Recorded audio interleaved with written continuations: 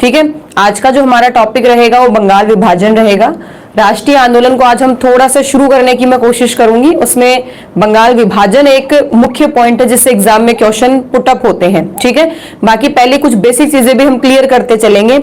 आपसे कुछ चीजों से कुछ बातों को लेकर मैं आप कुछ डाउट्स कल थे उनको क्लियर कर देती हूँ। ठीक है, क्योंकि राष्ट्रीय आंदोलन में कब आंदोलन हुए हैं, मतलब सॉरी राष्ट्रीय आंदोलन नहीं, आपके कांग्रेस अधिवेशन में, कांग्रेस अधिवेशन में कब अधिवेशन हुआ है और अधिवेशन की अध्यक्षता किसने की और कहां हुआ, ये तीन चीजें बेसिकली हर बच्चा हर टीचर पढ़ता है पढ़ाता है।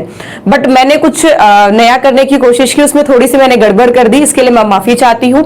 गड़बड़ ये हुई थी क्योंकि कल एक्चुअल में मैंने जब उसे काउंटिंग की थी, क्योंकि बुक्स वगैरह में काउंटिंग नहीं मिली थी, तो मैंने काउंटिंग की थी, तो काउंटिंग में गड़बड़ कर दी थी मैंने।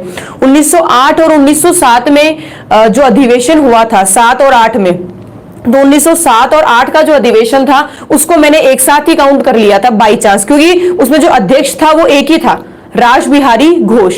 ठीक है, तो राज बिहारी घोष जो थे 1907 में भी उन्होंने की थी, 1908 में भी उन्होंने की थी, तो थोड़ा सा गड़बड़ हो गई। फिर एक मैंने आपको ये भी कहा था कि कई बार ऐसा हुआ है कि एक ही साल में 2 अधिवेशन हुए हैं। ठीक है, एक ही साल में क्या हुए, 2 अधिवेशन भी हुए हैं। तो अगर हम बात करते हैं तो कई जगह देखने को मिलता है वो दोनों अधिवेशन काउंटिंग में आते हैं।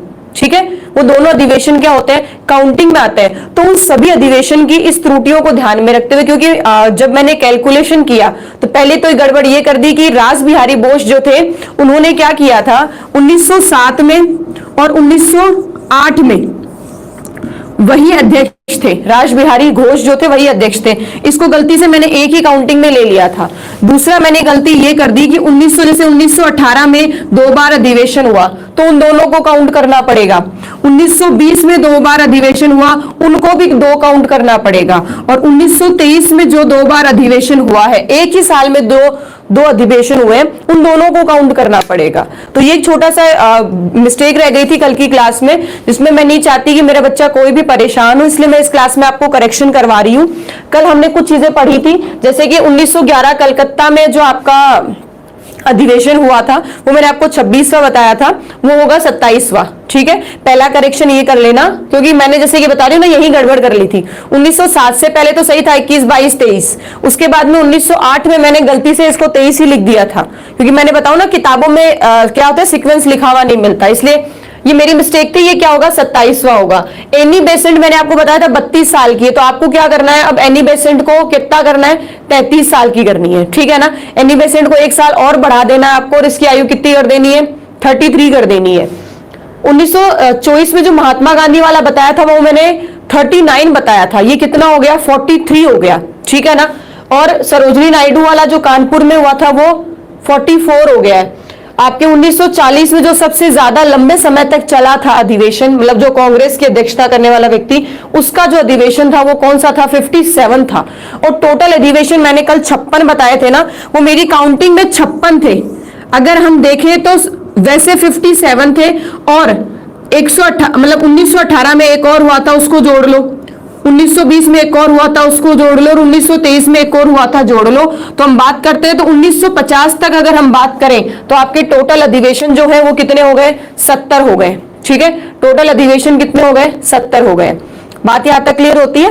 तो कल मैंने जो गड़बड़ की थी उसको मैंने करेक्ट कर दिया है। ठीक है ना, तो एक बार इसको अच्छे से देख लेना, पढ़ लेना।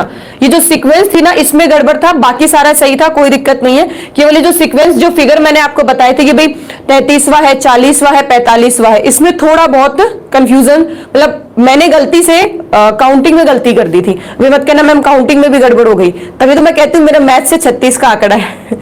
ठीक है ना, तो ये ध्यान रख लेना। पहली चीज तो ये था कि ये जो अधिवेशन थे ना मैंने इनको एक ही काउंट किया, तभी 1918 में 2 हुए, 1 मान लिया। 1920 में मैंने आपको 2 पढ़ाए, फिर भी मैंने 1 मान लिया। 1923 वालों को भी 2 देखे, 2 थे, हमने 1 ही माना था इसको। ठीक है ना, ये दोनों तीनों मैंने 1-1 मान लिए थे।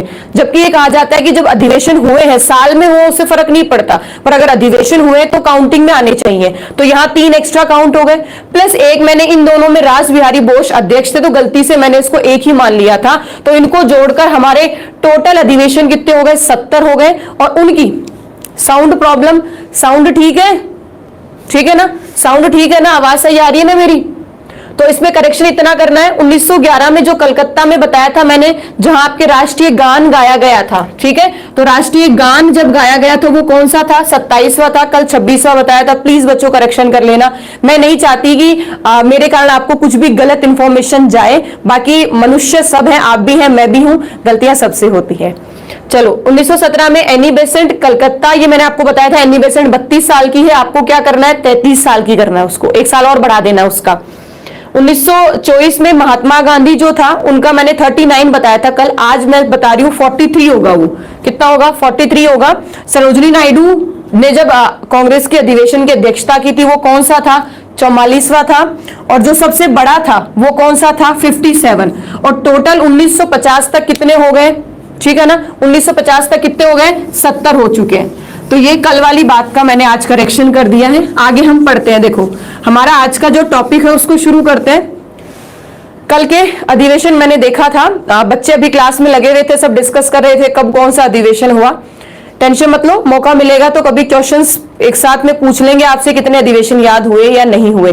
जिन बच्चों ने कल की क्लास नहीं देखी है, कल की क्लास देख लो, क्योंकि यू मान के चलो कि पूरे राष्ट्रीय आंदोलन में से जो 30-40% क्वेश्चन आते हैं वो कल की क्लास में से आ जाएंगे आपको। दिल्ली पुलिस का बच्चा है, रेलवे का बच्चा है, वो तो इंपॉर्टेंट रूप में देखे, यहां तक कि कांस्टेबल के बच्चे भी पूरे राष्ट्रीय आंदोलन पढ़ने की आवश्यकता पड़ेगी नहीं उसको, अगर वो कल की क्लास देख ले तो आधी क्लास आपकी क्लियर हो जाती है। चलो हम आज की बात करते हैं। आज का जो हमारा टॉपिक है उस टॉपिक में आपको आज हमें इस चीज को समझाऊंगी कि राष्ट्रीय आंदोलन जो है, राष्ट्रीय आंदोलन किस तरह उभरा, राष्ट्रीय आंदोलन जो है वो धीरे धीरे कैसे बना, किस तरह पैदा हुआ। तो राष्ट्रीय आंदोलन की अगर मैं बात करती हूं तो राष्ट्रीय आंदोलन को 3 हिस्सों में पढ़ा जाता है। देखो बच्चों, मेरा लेवल तीनों रहेगा, मैं नहीं चाहती कि कोई आरएस वाला बच्चा अगर मेरा वीडियो देख रहा है वो ये कहे कि मैडम ये तो कांस्टेबल लेवल का है, और ना मैं ये चाहती हूँ कि कांस्टेबल लेवल ये कहे कि मैडम ज्यादा हाई लेवल ले लिया। तो सभी चीजों को ध्यान में रखते हुए आपको बेसिक चीजें समझा रही हूँ, क्योंकि मुझे पता है सीधा जो है बंगाल विभाजन की तारीख बता देते हैं, बंगाल विभाजन क्या था वो बता देते हैं, खत्म कहानी। मैं आपको ये तीनों बातें बताऊंगी। हम आज राष्ट्रीय आंदोलन की बात कर रहे हैं। पहली क्लास में कांग्रेस की बात की थी, दूसरी क्लास में कांग्रेस अधिवेशन की बात की थी, और आज मैं बात करूंगी राष्ट्रीय आंदोलन की। राष्ट्रीय आंदोलन की अगर हम बात करें तो राष्ट्रीय आंदोलन के हिंसात्मक चरण भी हैं, जिनमें क्या हुई है, हिंसा हुई है, और राष्ट्रीय आंदोलन के अहिंसात्मक चरण भी हैं। अहिंसात्मक चरण मतलब जहां हिंसा नहीं हुई है। तो अगर हम बात करते हैं हिंसात्मक चरण अहिंसात्मक चरण दोनों की बात कर लेते हैं। देखो सबसे पहले बात आती है उदारवादी, सबसे पहला चरण है, ठीक है, ये सारे जो बताऊंगी ये तीनों चरण अहिंसावादी है, अहिंसात्मक है। पहला उदारवादी, उदारवादी अगर मैं टाइम की बात करूं तो ये लगभग 1885 से लेकर 1905 तक इनका दौर रहा। इनका दौर कैसे रहा सारी चीजें समझाऊंगी। उदारवादी क्या था, इन्होंने किस तरह चीजों को अपनाया, क्या इनका योगदान रहा था राष्ट्रीय आंदोलन में। अगला देखो, आप इसे कहते हैं उग्रवादी, इसे कहते हैं उग्रवादी, ठीक है, उग्रवादी। और उग्रवादियों का जो दौर रहा वो था 1905 से लेकर 1919 तक। फिर आप कहोगे मैडम 1919 के बाद में तीसरा जो है वो मैंने आपको पहले भी बताया था, यह है आपका गांधी युग, गांधीवादी युग, गांधीवादी युग 1919 से लेकर 1947 तक। अब देखो क्या होता है, इसी में बीच में जो है हिंसात्मक गतिविधियां भी होती हैं, ठीक है। आपके जैसे कि कुछ एग्जाम्स में कुछ किताबों में इसे आतंकवादी गतिविधियां भी कहा जाता है, ठीक है ना, आतंकवादी गतिविधियां भी कहा जाता है। हालांकि वो कहना गलत है, क्योंकि हमारे ही भारतीय लोग थे जिन्होंने, भाई ये जो व्यक्ति है इन तीनों ने क्या किया, अहिंसा का रास्ता अपनाया, ये इनकी विचारधारा थी, परंतु इन्होंने हिंसा का रास्ता अपनाया, ये इनकी विचारधारा थी। कुछ किताबों में कुछ जगह इन्हें आतंकवादी भी कहा जाता है, हिंसात्मक चरण भी कहा जाता है। एक आपका हिंसात्मक चरण आता है यहां, यह है एक और हिंसात्मक चरण। तो ये हिंसात्मक चरण पहला हो जाएगा, ये हिंसात्मक चरण दूसरा हो जाएगा, इसे भी आप आतंकवादी चरण भी कह सकते हो, ठीक है। ये जो चीजें हैं ये आप धीरे धीरे बीच में पढ़ते हो, जैसे भगत सिंह आंदोलन है या मान लो कोई भी हिंसात्मक गतिविधि होती है ना, वो इनके भीतर आ जाएगी। बात यहां तक क्लियर होती है। अब देखो अगर मैं बात करूं उदारवादी, उग्रवादी या गांधीवादी, ये तीनों जो थे ये भी अहिंसात्मक थे, ये भी कैसा था, अहिंसात्मक था, उग्रवादी थे, बिल्कुल। आप कहोगे मैडम उग्र हो रहे हैं तो इन्होंने हिंसा की होगी, हिंसा नहीं, अहिंसावादी थे ये भी। इनका काम करने का तरीका अलग था, और ये तो आप जानते ही हो, ये तो अहिंसा की मूर्ति थे महात्मा गांधी, तो जो ये कहते थे कि एक गाल पे थप्पड़ मार दिया तो दूसरा गाल आगे कर दो, ये अहिंसा के इतने बड़े पुजारी थे ये व्यक्ति। ठीक है, तो ये जो तीनों है, ये अहिंसा है, ये अहिंसा है, ये अहिंसा है। इन्हीं के दौरान अगर कुछ हिंसात्मक गतिविधियां होती हैं, उन्हें क्या कहा गया है? हिंसात्मक कहा। और अब बात कर लेते हैं, सबसे पहले मैं बात करूंगी उदारवादी की, फिर हम बात करेंगे उग्रवादी की। और उग्रवादियों के समय ही बंगाल विभाजन होता है, और उसके बाद में हम बात करेंगे आपके गांधीवादी युग की। ठीक है, पहली बात क्लियर। तो अगर मैं कहूं तो आज हमें बेसिक कॉन्सेप्ट डेवलप करना है दिमाग के अंदर। इन्होंने क्या किया, इनका क्या योगदान था, इन्होंने क्या किया, इनका क्या योगदान था, और इन्होंने क्या किया, इनका क्या योगदान था। इस हिसाब से पढ़ेंगे तो राष्ट्रीय आंदोलन पढ़ने में और समझने में आसानी रहेगी आप लोगों को। इस समय आते आते बंगाल विभाजन होता है।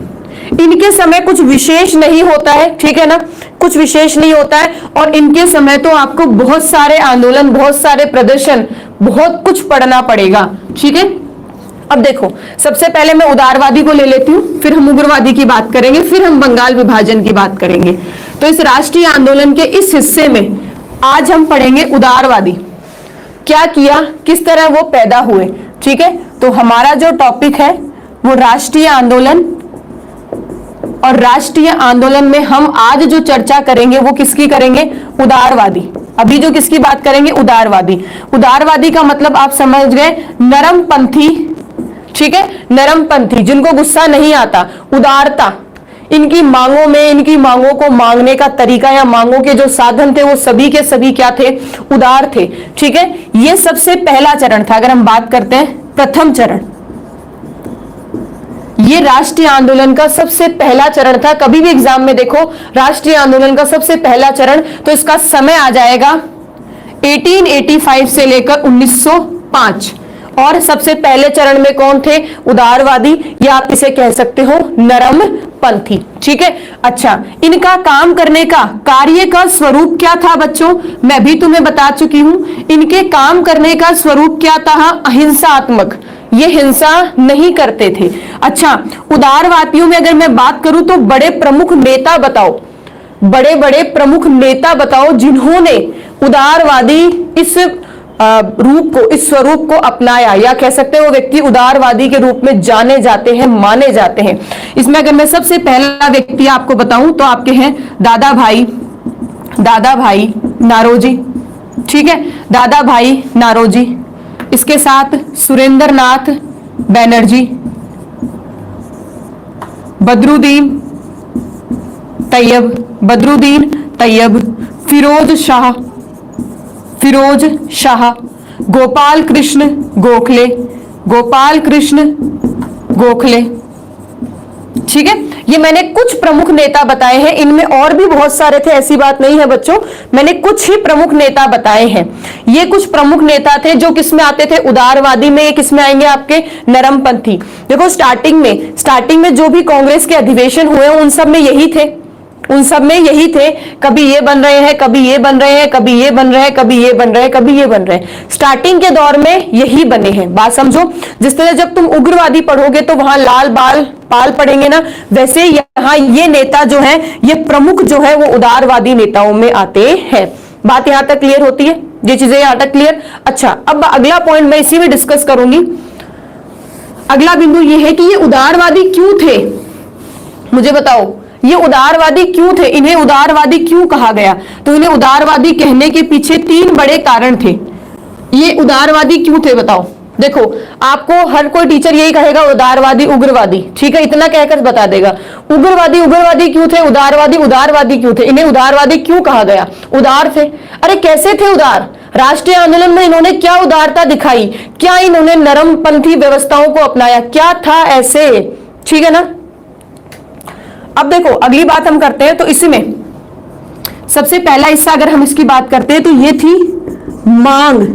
इनकी मांग कैसी थी? उदार मांगे थी। उदार मांगे जैसे कि, बात को गौर से सुनना, इन्होंने क्या मांगा? इन्होंने कहा कि सिविल सेवा सिविल सेवा जो होती है वो सबसे पहली तो कहां होनी चाहिए, भारत में होनी चाहिए। और सिविल सेवा की जो आयु है, जो आपने बहुत छोटी रख रखी है, एक बच्चे की ग्रेजुएशन नहीं होती है और आपने उस आयु, उस ग्रेजुएशन भी नहीं होती है, उससे भी छोटी आयु आपने सिविल सेवा की भर्तियों के लिए रख रखी है। तो आयु को क्या होना चाहिए, बढ़ाया जाना चाहिए।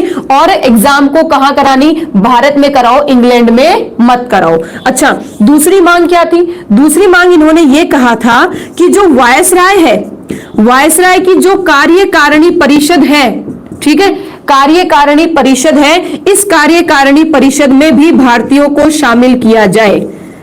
ठीक है, ये जो आपके वायसराय जो काम करता है उस काम में मदद कराती है कार्यकारिणी। जैसे प्रधानमंत्री को मदद कराते हैं मंत्री परिषद, वैसे ही वायसराय को मदद कराती थी कार्यकारिणी। बोला इस कार्यकारिणी में भारतीयों को शामिल किया जाए ताकि वह भारतीयों के बारे में कुछ सोच और समझ और कुछ अन्य काम भी करे जा सके। अच्छा, इन्होंने इसी के साथ कहा था जन कल्याण करें।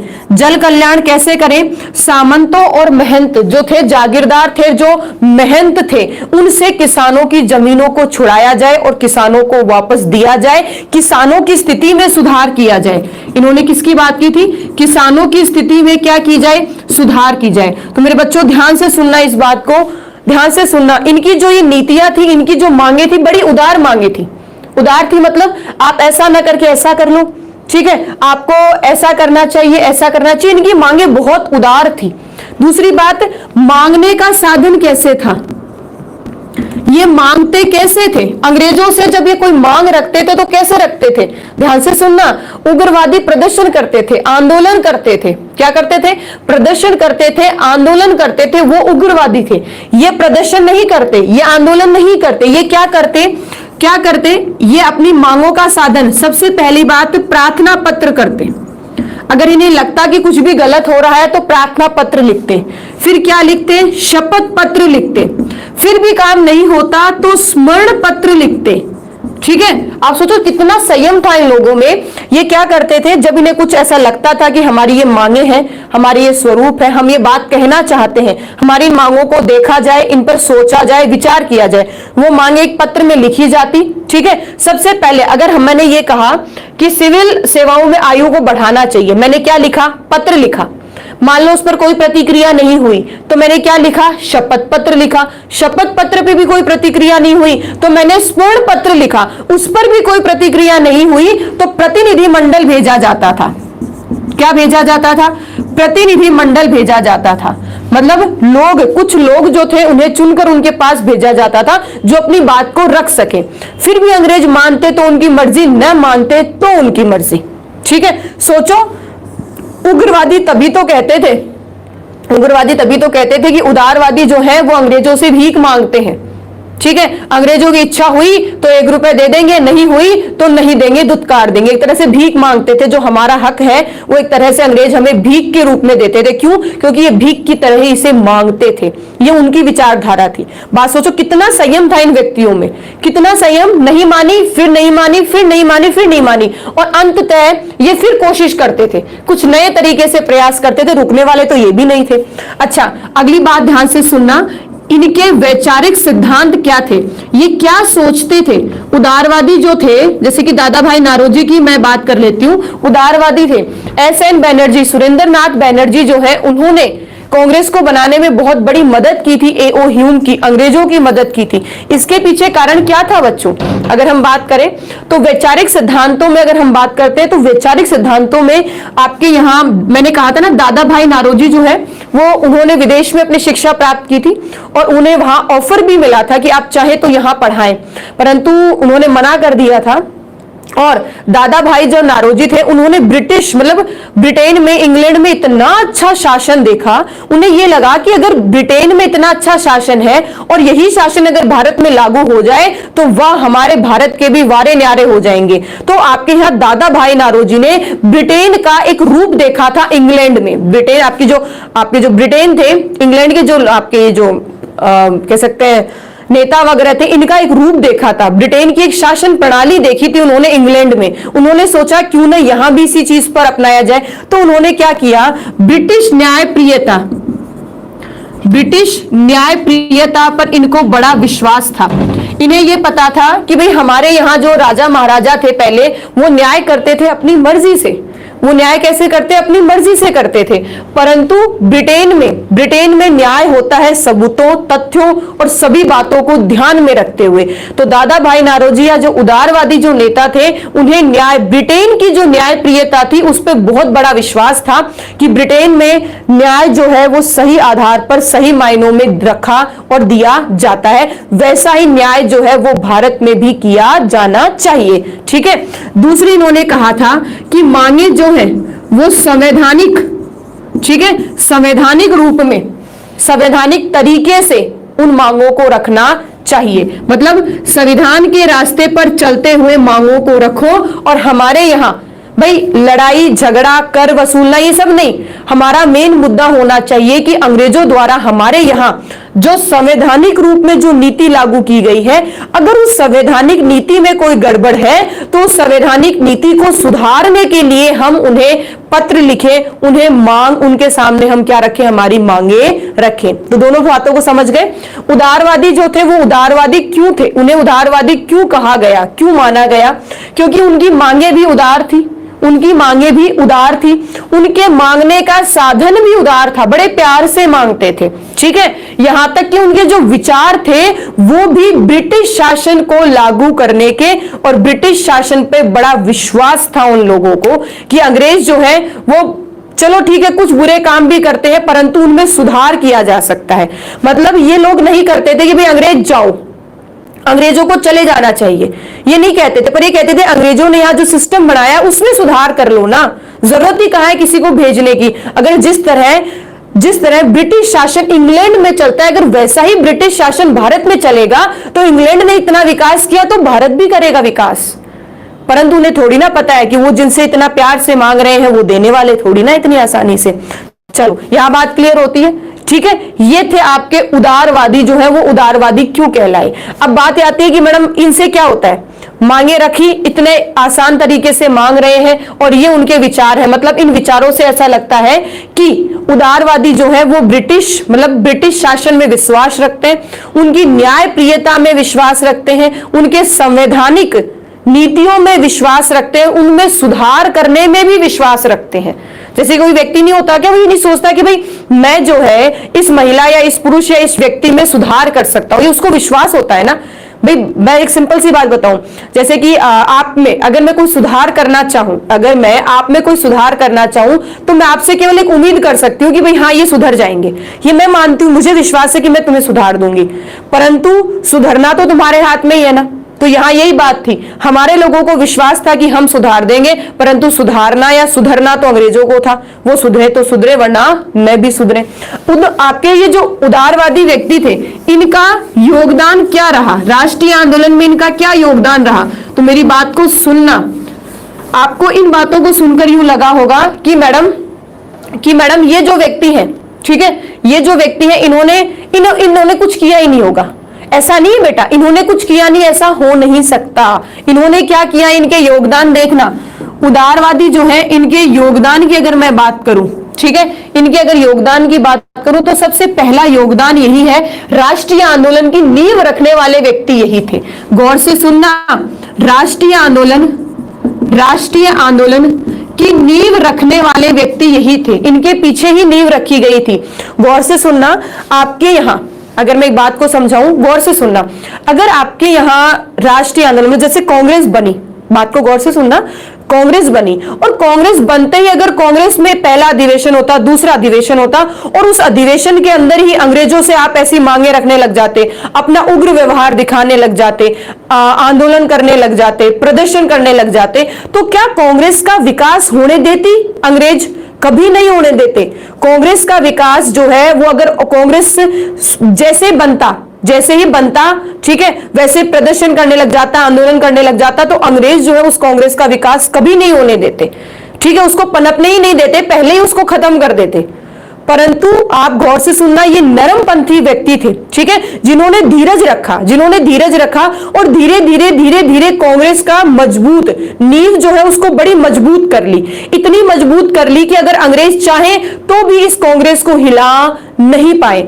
ठीक है। यहां अंग्रेजों को लगा कि कांग्रेस तो है वो दुबक्के रहती है, चुपचाप रहती है, डरी धमकी रहती है और आराम से नरम आदमी है, इनको टेंशन नहीं है, इनको कोई फर्क भी नहीं पड़ता, ठीक है, इनको गुस्सा भी नहीं आता, ये आंदोलन भी नहीं करेंगे, चुपचाप मांगते रहेंगे। अंग्रेज इस चीज में खुश थे, ठीक है। परंतु आपके यहां राष्ट्रीय आंदोलन की नींव को तैयार कर रहे थे ये उदारवादी व्यक्ति। इनकी जो उदार नीतियां थी, ऐसा नहीं दिखावा कर रहे थे, उदारवादी थे। ये हमारा एक अच्छा, ये कह सकते हैं हमारा इतिहास में एक बहुत अच्छा पहलू रहा कि कांग्रेस जो है, उन्होंने जब नींव बनाई, कांग्रेस की जब नींव बनी, जब राष्ट्रीय आंदोलन की नींव बन रही है, उस नींव में अंग्रेज जो है वो शांति से चुपचाप बैठे हैं, ठीक है, चुपचाप बैठे हैं। क्यों? क्योंकि हम अभी शांति से हैं, भारतीय जो है वो शांति से, और अंग्रेज भी शांत हैं, ठीक है। और जैसे जैसे देख, गौर से सुनना, जैसे जैसे 1905 में बंगाल विभाजन को लेकर हम लोग विरोध करते हैं, प्रदर्शन करते हैं, तो आपको मैंने कहा था, लॉर्ड कर्जन ने कहा था कि कांग्रेस का भवन जो है वो भरभरा रहा है। मेरी एक महत्वाकांक्षा, एक इच्छा है कि मैं कांग्रेस को मेरे शासनकाल में मरता हुआ देखूं, क्योंकि कर्जन को ये लगा कि जो उदारवादी है ये कुछ कर नहीं पाएंगे, ये तो कुछ वैसे ही नहीं कर पाएंगे, कांग्रेस तो खत्म है। और बंगाल विभाजन के बाद तो उन्होंने कहा कांग्रेस का तो अस्तित्व ही नहीं रहा, कांग्रेस तो बिल्कुल ही खत्म हो जाएगी, ठीक है, बिल्कुल ही खत्म हो जाएगी। अब बात यहां ध्यान से सुनना, कांग्रेस जो है वो शांति से इसलिए थी क्योंकि वो अपनी नींव मजबूत कर रही थी। यहां इन लोगों ने राष्ट्रीय आंदोलन की नींव को मजबूत करने में, नींव को रखने में, नींव को बनाने में बहुत बड़ा योगदान दिया। दूसरी बात समझना, दादा भाई नारोजी के लिए मैंने आपको पहले भी समझाया था, धन निष्कासन। दादा भाई नारोजी ने धन निष्कासन का सिद्धांत दिया था, ये याद रखना, एग्जाम में बहुत बार आया हुआ है क्वेश्चन। धन निष्कासन का सिद्धांत देने वाला व्यक्ति कौन था? दादा भाई नारोजी। दादा भाई नारोजी ने एक कॉन्सेप्ट हम लोगों के दिमाग में क्लियर किया, हम लोग खुश थे, बहुत सारे जो शिक्षित वर्ग थे ना वो खुश थे कि अंग्रेज यहां आ रहे हैं, शासन कर रहे हैं, व्यापार कर रहे हैं, भारत का विकास कर रहे हैं। ये जो शिक्षित लोग थे ना, देखो जो शिक्षित नहीं थे, जिन पर शोषण हो रहा था, अत्याचार हो रहा था, वो परेशान थे, परंतु जो शिक्षित वर्ग थे ना, उन्हें यूं लगता था कि नहीं, हमारे भारत का विकास हो रहा है, ठीक है। दादा भाई नारोजी शिक्षित थे, परंतु उन्होंने उन शिक्षित व्यक्तियों को उन्हीं की भाषा में समझा दिया कि देखो जी, यहां से धन निकाला जा रहा है और यूरोप में डाला जा रहा है, यहां से खड्डा खोद रहे हैं और यूरोप में, ऊपर मारवाड़ी में कहते हैं कुंडी लगा रहे हैं, जैसे कि वहां पैसों का ढेर हो रहा है। तब हम लोगों को समझ में आया कि ये गलत है। तो धन निष्कासन का सिद्धांत जो है, इन्हीं व्यक्तियों ने बात शुरू की थी, उदारवादियों ने बताया था कि धन निष्कासन क्या है। तीसरी सबसे बड़ी बात क्या है? राजनीतिक जागरूकता। ये बहुत बड़ा रोल रहा बच्चों इस चीज का। ये अगर राजनीतिक जागरूकता अगर नहीं होती तो हमारे यहाँ, हम सब लोगों के अंदर राष्ट्रवाद की भावना पैदा नहीं होती, और अगर राष्ट्रवाद की भावना पैदा नहीं होती तो राष्ट्रीय आंदोलन में हम लोग सब एकजुट एक साथ में नहीं होते। बात यहां तक क्लियर समझ में आई? ठीक है, बात दिमाग में क्लियर हुआ? तो राजनीतिक विचारधाराओं की जागरूकता फैलाने वाले कौन थे? यही उदारवादी व्यक्ति थे, जिन्होंने राजनीतिक रूप में हम सबको जागरूक किया, हम सब लोगों के अंदर राष्ट्रवाद की भावना को भर दिया। ठीक है, तो सबसे अगली बात क्या है? राष्ट्रवाद की भावना को भर दिया, राष्ट्रवाद की भावना को हमारे अंदर डाला कि भाई हम एकजुट हो। एकजुटता की इन्होंने बात की थी, इकट्ठा किया था सबको। चौथी बात, इन्होंने ब्रिटिश के समक्ष, ब्रिटिश के सामने, मतलब आप कह सकते हैं ब्रिटिशों के सामने, ब्रिटिश के सामने मांगे रखी। बात को गौर से सुनना, इससे पहले 1857 की क्रांति हुई है और भी बहुत सारे आंदोलन हुए हैं, बहुत सारे युद्ध हुए हैं। उन सभी युद्धों में, उन सभी क्रांतियों में आप पढ़ते हो, या तो हो रही है सहायक संधियां, या हो रही है हत्याएं, या हो रहे हैं युद्ध।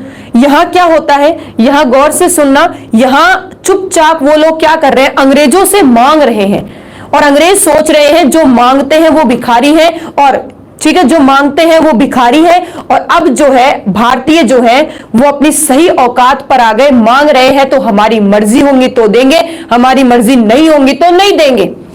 ठीक है, परंतु यहां उदारवादियों ने मांगना तो शुरू किया, भाई मांगना तो शुरू किया। फिर क्या होगा? अगर ये नहीं देंगे, आगे चलकर ध्यान देना, अगर ये नहीं देंगे तो हम आंदोलन करेंगे, अगर ये नहीं देंगे तो हम आंदोलन करेंगे कि भाई आपने नहीं दिया तो हमने आंदोलन किया, अगर आप हमें दे देते, हमारी मांगों को पूरा कर देते तो हम आंदोलन नहीं करते। कहने का मतलब आंदोलन होंगे, आंदोलन होंगे और उनका कारण खुद अंग्रेजों को अंग्रेज ही मानेंगे।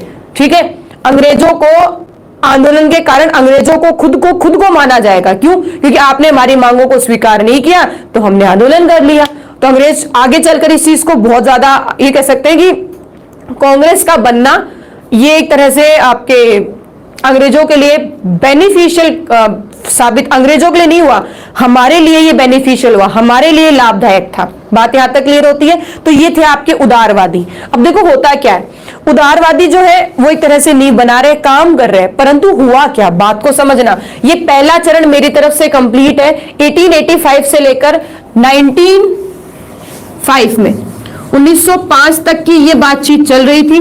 ठीक है, 1905 के बीच में से आते आते काम गड़बड़ हुआ और 1907 में तो सारा ही मामला खत्म हो गया। ठीक है, 1906-07 में हुआ क्या, अब देखना। राष्ट्रीय आंदोलन का पहला चरण मैं करवा चुकी हूं, दूसरे चरण को हम पढ़ते हैं और वो है उग्रवादी। दूसरा चरण क्या है? उग्रवादी। तो हम बात करेंगे ये कौन सा चरण है? द्वितीय चरण। ठीक है, और द्वितीय चरण का समय क्या है? 1905 से लेकर 1919।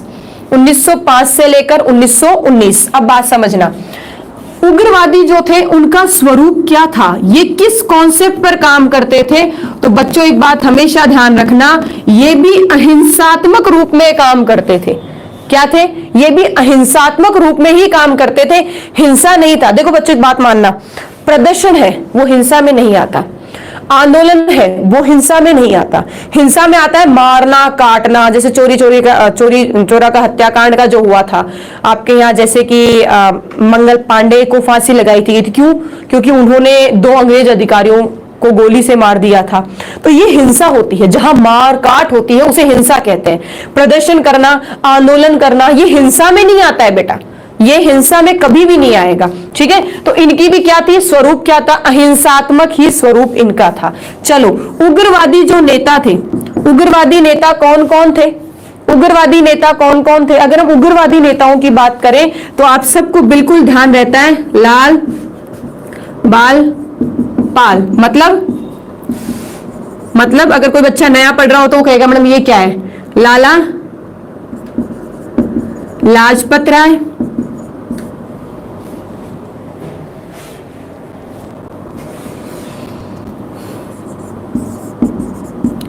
बाल गंगाधर तिलक।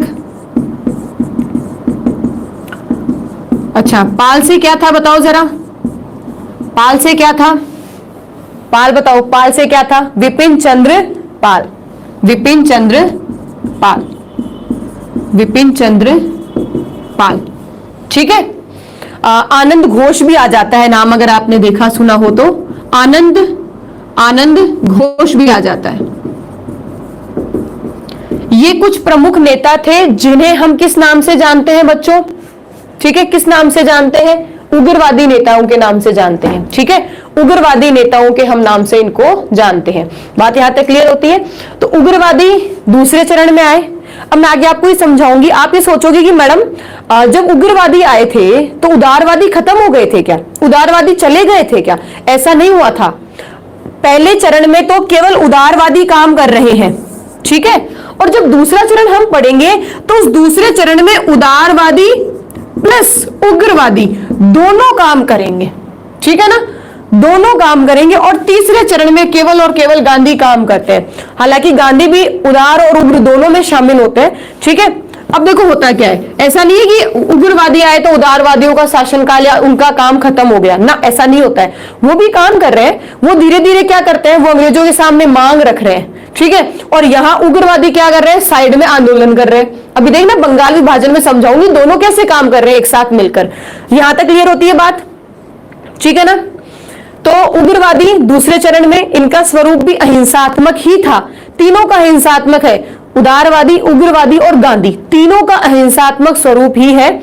आपके नेता की बात आती है तो लाला लाजपत राय, बाल गंगाधर तिलक, विपिन चंद्र, ठीक है, विपिन चंद्र पाल और आनंद घोष, ये कुछ महत्वपूर्ण नेता आपके सामने आते हैं। अब बात आती है ये उग्रवादी पैदा कैसे हुए?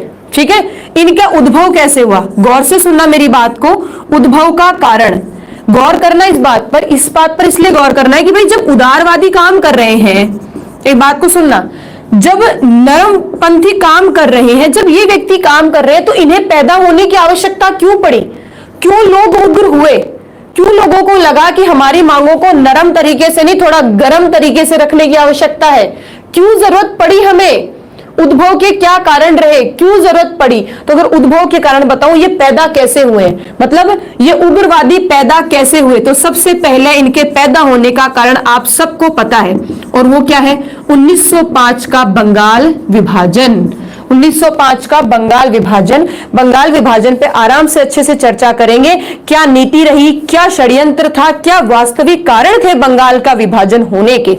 देखो, उद्भव मतलब ये पैदा कैसे हुए? पैदा होने का सबसे पहला बड़ा कारण क्या था? 1905 के अंदर आपका बंगाल विभाजन।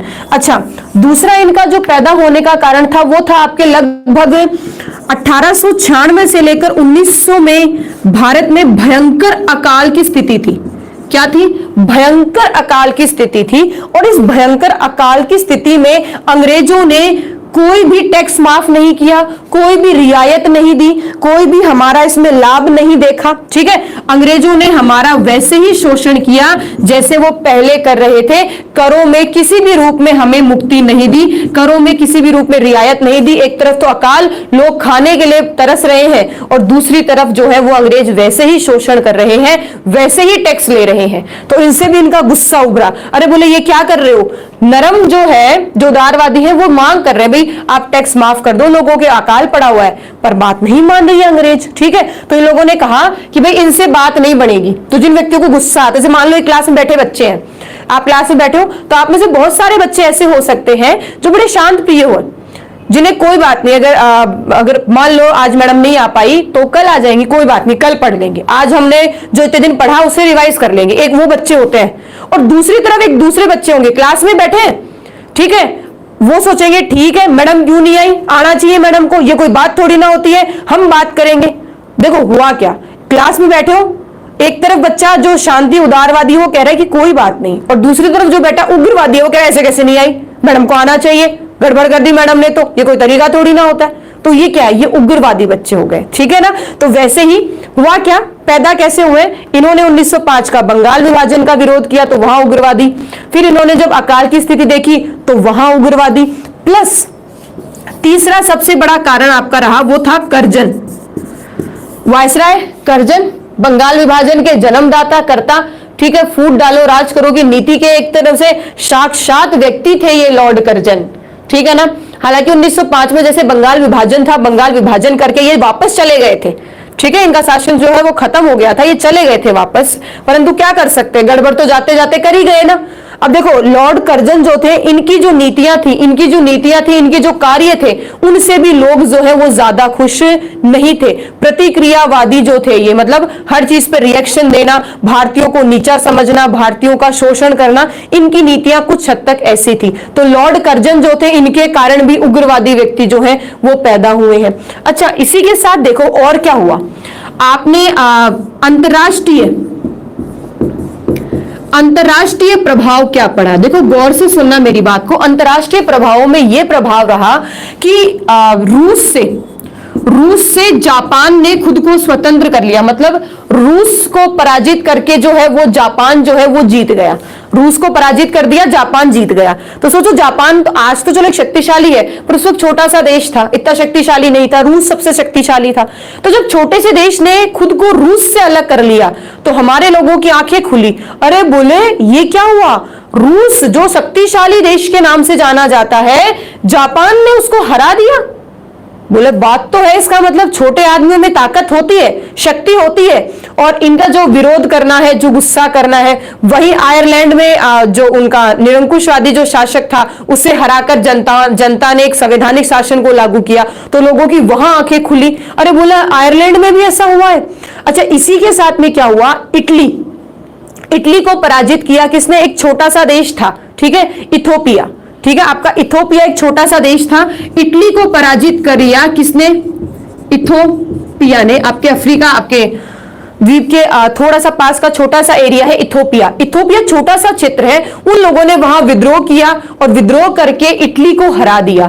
तो कुछ अंतरराष्ट्रीय प्रभाव भी रहे। जब लोगों ने देखा कि अंतरराष्ट्रीय स्तर पर विश्व में अगर हम बात करें तो लोग जो है वो आंदोलन करके उग्र होके अपनी बातों को मनवा रहे हैं और दूसरों को हरा रहे हैं, बड़ी बड़ी शक्तियों को हरा रहे हैं। रूस को हरा दिया, इटली को हरा दिया, बड़ी बड़ी शक्तियों को हरा रहे हैं। तो हमारे सामने भी तो ब्रिटेन है, हम भी छोटे हैं, इंग्लैंड बड़ी शक्ति है, हम भी तो हरा सकते हैं। तो ये भी एक बहुत बड़ा कारण रहा। वो कहते हैं ना दूसरों को देखकर बिगड़ने वाला काम, ये वही था। ठीक है, विश्व की स्थिति परिस्थितियों को देखकर हम भी बिगड़ रहे थे या यूं मान लो सुधर रहे थे कि हम कुछ कर सकते हैं। बात को समझे? तो ये भी कुछ रीजन रहे। इन सभी रीजनों को अगर ध्यान में रखा जाए। अच्छा हाँ, एक और कारण बता सकती हूँ, पांचवा, उदारवादियों की असफलता। ये जो उदारवादी जो मैंने पहले चरण में बताए थे, ये लगभग इतने ज्यादा सफल नहीं थे। ठीक है, इन्हें जो मांगे रखते थे, अंग्रेज उन मांगों को सुनते नहीं थे, मान भी लेते थे तो एक तरह से देखा जाए तो न के बराबर था। वो मानना न मानना एक तरह से न के बराबर था। तो हमें यूं लगा कि भाई जो उदारवादी है वो क्या है, एक तरह से असफल हो रहे हैं, सफल नहीं है। दूसरा अगर हम बात करें तो आपके यहाँ शिक्षा और बेरोजगारी, मतलब अशिक्षा तो बहुत ज्यादा बढ़ गई, लोग शिक्षित नहीं हो पा रहे थे, और बेरोजगारी बहुत ज्यादा बढ़ गई। बेरोजगारी भी जो है वो बहुत ज्यादा बढ़ गई। तो इसके कारण लोग क्या हो गए, उग्र हो गए। तो बात यहां समझ गए, उग्र कैसे पैदा हुए हैं? बंगाल विभाजन से उग्रवादी पैदा हुए। आपके यहाँ जो अकाल पड़ा उससे अंग्रेजों ने हमारा शोषण किया, ऋण में करों में कमी नहीं की, तो वो पैदा हुए हैं। आज करजन जो है, इनके शासनकाल में इनकी नीतियां कुछ ऐसी रही जिनके कारण उग्रवादी पैदा हुए। प्लस हम विदेशों में जो घटनाएं हो रही हैं उनको देखकर ये सीख रहे हैं कि लोग जो है आंदोलन कर रहे हैं, प्रदर्शन कर रहे हैं। ठीक है, आंदोलन कर रहे हैं, प्रदर्शन कर रहे हैं, इस आधार पर उन्होंने बड़े बड़ी शक्तियों को हरा दिया, तो हम भी तो हरा सकते हैं। तो यहां से उग्रवादी पैदा हो रहे हैं। प्लस उदारवादी अगर असफल है तो उग्रवादी जो है वो आगे आकर काम करेंगे। बेरोजगारी बढ़ रही है। तो ये काफी कारण थे उग्रवादियों के पैदा होने के। अब उग्रवादियों ने क्या किया? उग्रवादी जो थे उनका काम करने का तरीका कैसे था? उग्रवादी जो है वो काम कैसे करते थे? वे उदारवादियों का मैंने काम करने का तरीका बता दिया। उदार तो मांगे थी, मांगने के साधन भी उदार थे और उनके वैचारिक सिद्धांत भी उदार थे। जो किसके साथ थे? अंग्रेजों के साथ थे। जैसे मैंने आपको उदारवादी में बताया वैसे ही आपको यहां मैं इन 3 हिस्सों में बांटकर उसको उसी बात को समझाती हूं। देखना, दोनों में अंतर तुम्हें करना है। ठीक है ना, दोनों में अंतर तुम्हें करना है। क्या? पहली अगर मैं बात करूं तो मांग, क्या तो इनकी मांगी थी, जो उग्रवादी थे उनकी क्या तो मांगे थी। अच्छा, अगली बात क्या तो मांगे थी, और अगली बात है मांग करने के साधन क्या थे, वो कैसे मांगते थे, उग्रवादी कैसे मांगते थे। तीसरी बात है इनके वैचारिक सिद्धांत क्या थे। तीसरी बात हम क्या बात करेंगे, इनके वैचारिक सिद्धांत क्या थे। अब देखो गौर से सुनना, इनकी मांग थी बंगाल विभाजन को रोका जाए। इनकी मांग थी बंगाल विभाजन को रोका जाए। ठीक है, बंगाल विभाजन को रोका जाए। बंगाल विभाजन को रोकने के साथ में इन्होंने स्वराज,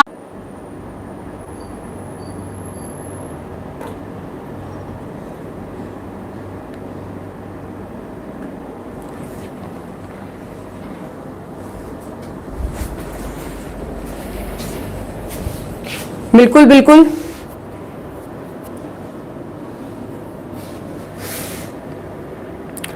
रिफ्रेश कर लो, इसको रिफ्रेश कर लो। यही हूं मैं तो कहीं नहीं गई। चलो रिफ्रेश कर लो। जिन बच्चों की बफरिंग आ रही है वो रिफ्रेश कर लो। देखो एक बार मैं इसको रिवाइज कर देती हूँ, हो सकता है मैं पढ़ा दी और आप लोगों ने नहीं देखा हो। एक बार देख लो। ये मांग थी उग्रवादियों की। हम बात करें कि उग्रवादी काम कैसे करते थे। ठीक है, वो उग्रवादी क्यों थे? क्योंकि उनकी मांग ही उग्रवादी थी। उग्रवादी क्यों थे? कि उनकी मांगे और उनके मांगने का तरीका जो था वो ऐसा ही था। कैसे? बंगाल विभाजन को रोका जाए। अगला है स्वराज की इन्होंने मांग की है। अगली शिक्षा, महिला हो पुरुष हो सबको समान शिक्षा दी जाए। अच्छा, मांग के साधन की अगर हम बात करते हैं तो हड़ताल, अनशन, प्रदर्शन, आंदोलन करना, ये इनका एक तरीका था। ठीक है ना, ये इनका एक क्या तरीका था? तरीका था मतलब हड़ताल करना एक तरह से, भाई उसमें हिंसा नहीं होती थी। हिंसा में क्या होगा बच्चों? मारपीट होगी, मारपीट होगी, गोलियां चलेंगी, हत्याएं होंगी, ये हिंसा में आती हैं। ठीक है, बाकी अगर शांति से आप कोई काम कर रहे हैं, आप शांति से प्रदर्शन कर रहे हैं, जुलूस निकाल रहे हैं, नारे लगा रहे हैं शांति से, वो कभी भी हिंसा में नहीं आएगा। ठीक है ना, तो ये सारी बातें समझ में आ गई। हड़ताल है, अनशन है, प्रदर्शन करना, ये इनका तरीका था। देखो पहले वाले जो व्यक्ति थे वो क्या कर रहे हैं? प्रार्थना पत्र लिख रहे हैं, स्मरण पत्र लिख रहे हैं, परंतु ऐसा कुछ नहीं करते हैं, ये मांगते हैं और अनशन करते हैं, आंदोलन करते हैं सीधा। अच्छा, इनके वैचारिक सिद्धांत क्या थे? अगर इनकी वैचारिक सिद्धांतों की बात करें तो ये व्यक्ति जो है वो ब्रिटेन की न्यायप्रियता पर बिल्कुल भी विश्वास नहीं करते थे। इन्हें यह पता था कि ब्रिटेन के व्यक्ति न्यायप्रियता, न्याय, अच्छा न्याय उसी के साथ करेंगे जो ब्रिटेन के लोग होंगे, भारतीयों के साथ कभी भी उचित और सही न्याय नहीं करेंगे। ये उग्रवादियों की सोच थी। उनकी न्याय मतलब अंग्रेजों की, ब्रिटेन की न्यायप्रियता पर इनको बिल्कुल विश्वास नहीं था। ये ब्रिटिश शासन को विदेशी शासन मानते थे और ब्रिटिश शासन को विदेशी शासन मानते थे और ब्रिटिशर्स को देश से बाहर निकाल देना, खदेड़ देना इनका एक सबसे बड़ा मोटिव या सबसे बड़ा उनका उद्देश्य और कारण रहा। ठीक है ना, यहां तक क्लियर होती है? ये बात क्या थी? उग्रवादी की। ठीक है, ये आपका दूसरा चरण जो है वो उग्रवादियों का चल रहा है। इस उग्रवादी में बात को मैंने ये समझाया कि उग्रवादी नेता कौन थे, कौन सा चरण है, किस हिसाब से ये काम करते थे और कैसे ये पैदा हुए, हमने इस बात को समझा। अब बात को गौर से सुनना। ये उग्रवादियों में ही हम अब शुरू करेंगे बंगाल विभाजन। उग्रवादियों के इसी बिंदु में हम शुरू करेंगे बंगाल विभाजन। ठीक है, इसी दूसरे चरण में ये गतिविधि होती है, इसी दूसरे चरण में ये गतिविधि होती है और इस दूसरे चरण की इस गतिविधि में हम पढ़ेंगे बंगाल विभाजन। देखो मैं कोशिश करूंगी बंगाल विभाजन आपको बहुत अच्छे से समझा दूं ताकि आप कभी भी आपको ये नहीं लगे कि हमने मैडम से पढ़ा, हमें बंगाल विभाजन समझ में नहीं आया। हुआ क्या बंगाल विभाजन में, क्या इसकी परिस्थितियां थी, क्या कारण थे, क्यों बनाया, क्या वास्तविक कारण थे। तो सबसे पहले मैं आपको फैक्चुअल चीजें बता दूं, जो फैक्ट है उन पर बात कर लेते हैं। सबसे पहले फैक्ट पे बात कर लेते हैं एक साथ में, ताकि तुम लोगों को क्या होगा, याद करने में आसानी रहेगी। देखो अगर मैं बंगाल विभाजन की बात करूं तो इसकी घोषणा हुई है, हालांकि इसकी पृष्ठभूमि तो 1903 से बननी शुरू हो गई थी, परंतु बंगाल विभाजन की घोषणा हुई है 20 जुलाई 1905 को। ठीक है, अच्छा इसी घोषणा के कारण आपके यहां बंगाल में आंदोलन शुरू हुआ है 7 अगस्त 1905 को। अच्छा इसके बाद अगला हिस्सा हम बात करते हैं, ये घोषणा एक तरह से प्रभावी कब हुई। ठीक है, बंगाल विभाजन की जो नीति है ये घोषणा लागू कब हुई, तो ये है आपकी 16 अक्टूबर 1905 को। तो बच्चों अगर कोई कांस्टेबल की या पटवारी की एग्जाम दे रहा है या मान लो अदर भी कहीं एग्जाम दे रहा है किसी भी स्टेट में, ठीक है, तो वो बच्चा ये 3 तारीखें याद रख ले बंगाल विभाजन के लिए। ये 3 तारीख जो है वो सबसे इंपॉर्टेंट है।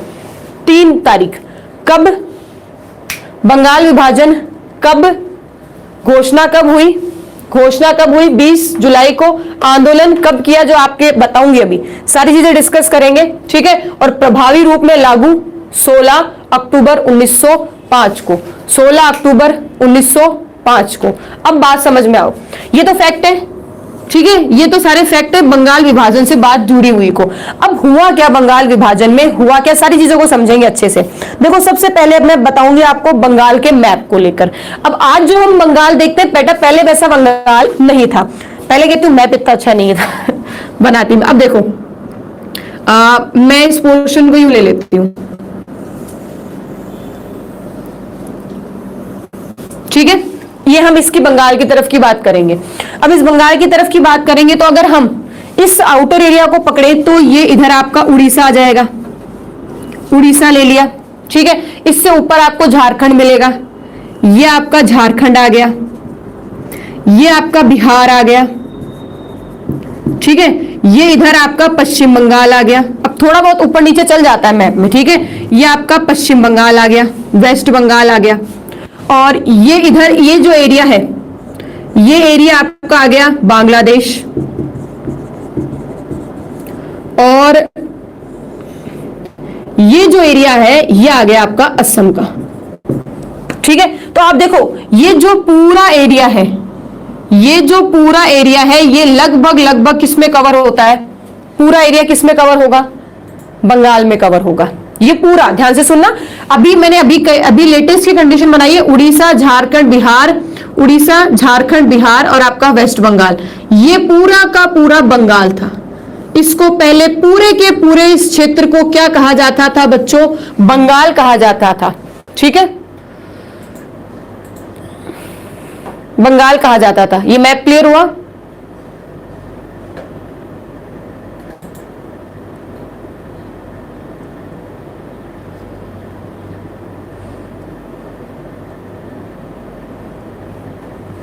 अब देखो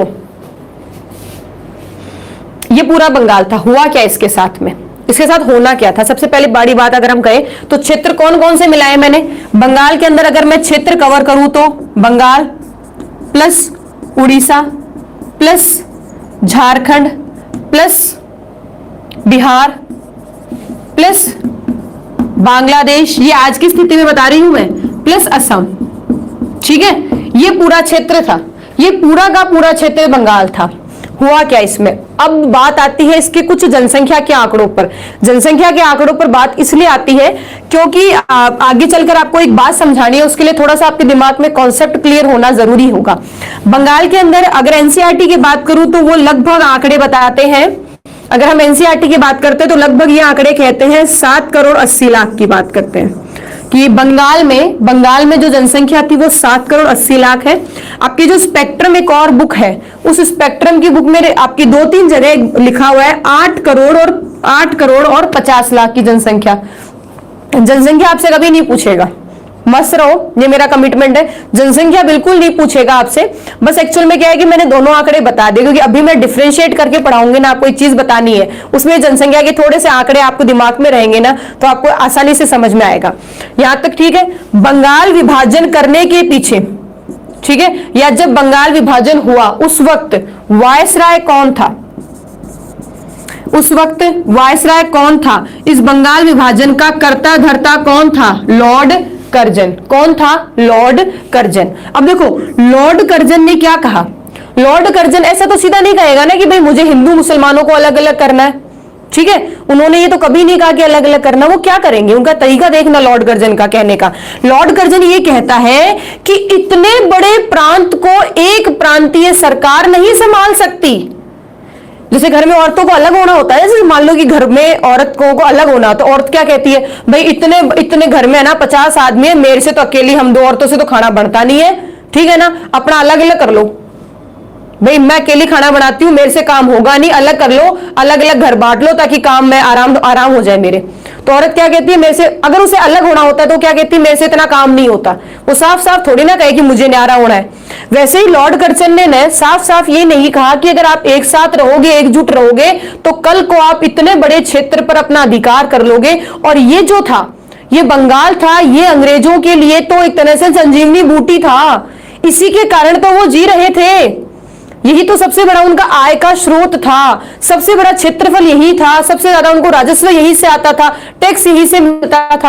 और अगर यही क्षेत्र अंग्रेजों के हाथ चला गया, अगर ठीक है यही क्षेत्र अंग्रेजों के हाथ, मतलब अंग्रेजों के हाथ से चला गया, तो हम तो किसी लायक ही नहीं बचेंगे, किसी काम के ही नहीं रहेंगे, हमारा क्या होगा। तो यहां लॉर्ड कर्जन ने क्या किया, अंग्रेजों का अस्तित्व बंगाल में बना रहे, इसलिए उन्होंने क्या किया, बंगाल का विभाजन किया। पर उन्होंने ये नहीं कहा कि हम खुद को बचा रहे हैं। लॉर्ड कर्जन ने कहा कि बंगाल इतने बड़े प्रांत को एक प्रांतीय सरकार नहीं संभाल सकती, इसलिए हम बंगाल को 2 हिस्सों में बांट लेंगे, जिससे, ध्यान से सुनना, जिससे बंगाल का विकास और अच्छा होगा। क्यों? क्योंकि जब 2 टुकड़ों में टूट जाएगा तो प्रांत 2 हो जाएंगे, सरकार भी 2 बन जाएगी और लोगों पर अच्छा ध्यान रखा जाएगा, उनकी बातों को सुना जाएगा, समझा जाएगा। ठीक है ना। जैसे होता है ना कि मान लो एक क्लास में 100 बच्चे बैठे हैं, और आपके यहाँ जैसे स्कूल्स में होता है, ये 100 बच्चे क्लास में बैठे, और 100 बच्चे क्लास में बैठे होते हैं, और टीचर्स क्या करते हैं, बच्चों को तोड़ लेते हैं, 40 बच्चे एक में, 60 बच्चे एक में। ठीक है, 2 सेक्शन बना लिए। अब पेरेंट्स चले गए, बोले हमारे बच्चों के 2 सेक्शन कैसे बनाए? अरे बोले हमने ये किया कि भाई इतने 100 बच्चे उनका ध्यान एक साथ नहीं रख सकते, तो हमने क्या किया, 2-2 सेक्शन बना लिए, 40 बच्चे और 60 बच्चे। अब क्या होगा, बच्चे अगर कम हो जाएंगे तो टीचर बच्चों पे ज्यादा ध्यान दे पाएगा। ये तो था दिखावटी रीजन, और मुख्य कारण था वो जो 40 बच्चे हैं वो क्रीम होशियार बच्चे हैं। स्कूल को बताया कि यहां से क्या होता है, सिलेक्शन निकल सकता है, ये बच्चे थोड़ा इनका लेवल अच्छा है तो हम इनको अच्छा ऊंचा लेवल का नॉलेज भी दे सकते हैं। और जो 60 बच्चे हैं इनका लेवल इतना हाई नहीं है, ठीक है, इन्हें एक अलग तरह से मोबाइल शिक्षा देनी है। तो उन्होंने कारण अलग अलग तो इसलिए किया, परंतु पेरेंट्स को क्या दिखाया, बाहर क्या दिखाया कि भाई बच्चों की जनसंख्या बहुत ज्यादा हो रही थी, हमने कम कर लिया ताकि हर बच्चे पर ध्यान दिया जा सके। लॉर्ड कर्जन ने भी यही किया, उन्होंने कहा कि अगर अलग अलग हो जाएंगे, अगर सरकार अलग अलग हो जाएंगी तो सब पर अच्छा ध्यान दे पाएंगी, सबका विकास होगा और सबकी बातों को सुना जाएगा, समझा जाएगा और मांगों पर विचार किया जाएगा। ठीक है, अब पर लोग माने नहीं। देखो लोग कितने होशियार थे, लोग माने नहीं, और कर्जन ने बिना लोगों के माने भी, कर्जन ने इस चीज की प्लानिंग तो चल रही थी लगभग 1903 से प्लानिंग चलते चलते इन्होंने, कर्जन ने घोषणा कर दी, कर्जन ने 20 जुलाई को घोषणा कर दी, 20 जुलाई 1905 को, कि भाई बंगाल का विभाजन होगा। घोषणा कर दी, बंगाल विभाजन तय है, बंगाल का विभाजन किया जाएगा, ये घोषणा हो गई। और जैसे ये घोषणा हुई, लोगों में, सब में एक हड़कंप मच गया। अरे बोले ये क्या कर रहे हैं, हमें अलग नहीं होना, हमें अलग नहीं होना, और हमें अलग नहीं होना। और इस आधार पर बंगाल में जो लोग बैठे हैं, देखो गौर से सुनना, बंगाल में जो लोग बैठे हैं उन्होंने, बंगाल में जो लोग बैठे उन्होंने एक आंदोलन शुरू किया। ध्यान से सुनना, एक आंदोलन, एक तो आप पढ़ोगे बंगाल विभाजन को लेकर अगर आप बात करते हो तो 2 आंदोलन आपके नाम सुनने में आते हैं। एक आपने नाम सुना होगा भंग विरोधी आंदोलन, एक तो ये आंदोलन का नाम है, और एक आपने इस आंदोलन का नाम तो सबने सुना होगा बेटा, स्वदेशी व बहिष्कार आंदोलन, या स्वदेशी आंदोलन, एक ही नाम सुनते हो कोई बात नहीं है, स्वदेशी या आप कह सकते हो स्वदेशी बहिष्कार आंदोलन, ये भी आपने सुना होगा। दोनों में डिफरेंस क्या था, दोनों में एक छोटा सा डिफरेंस था, ये भी बंगाल विभाजन के विरोध में थे, ये भी बंगाल विभाजन के विरोध में थे, बस छोटा सा डिफरेंस ये था, यह स्थानीय बंगाल के लोगों के द्वारा किया गया था। ये क्या था, स्थानीय, जो वहां बंगाल के जो एक सीमित क्षेत्र तक जो लोग थे ना, स्थानीय बंगाल के लोगों के द्वारा किया गया था।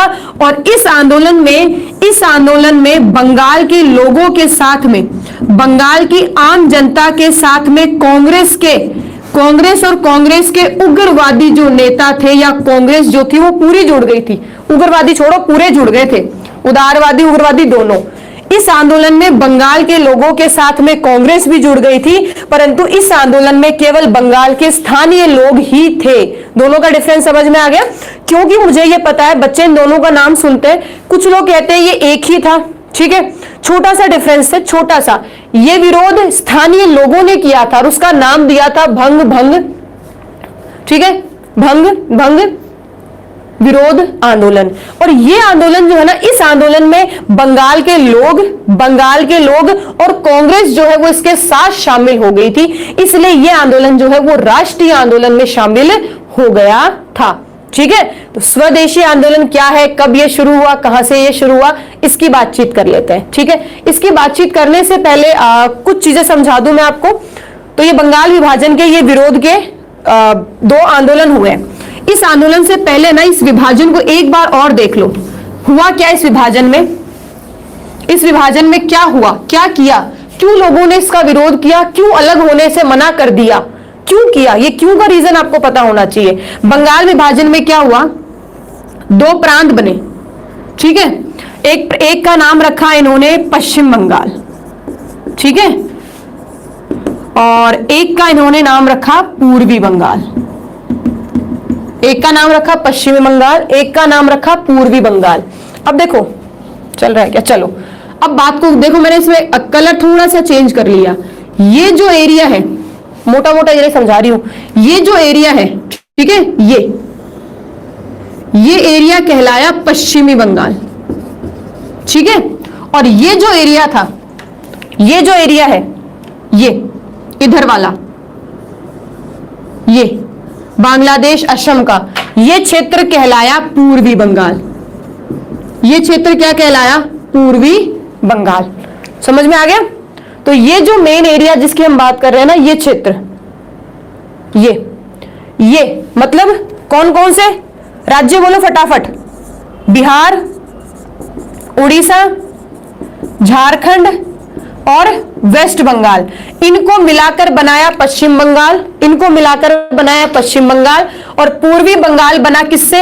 असम का थोड़ा सा एरिया तो असम का लिया प्लस बांग्लादेश, इनसे मिलाकर क्या बनाया? पूर्वी बंगाल। अब आप कहोगे मैडम इसमें क्या डिफरेंस रहा? इसमें क्या डिफरेंस रहा? डिफरेंस देखना कितना बड़ा रहा।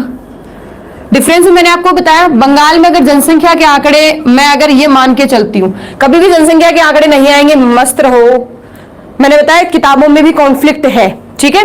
लगभग 8 करोड़ 50 लाख की जनसंख्या के एक राउंड ऑफ हम लेके चलते हैं। अब देखो होता क्या है, इस पश्चिम बंगाल के अंदर हिंदुओं की संख्या लगभग 4 करोड़ और 20 लाख के आसपास थी।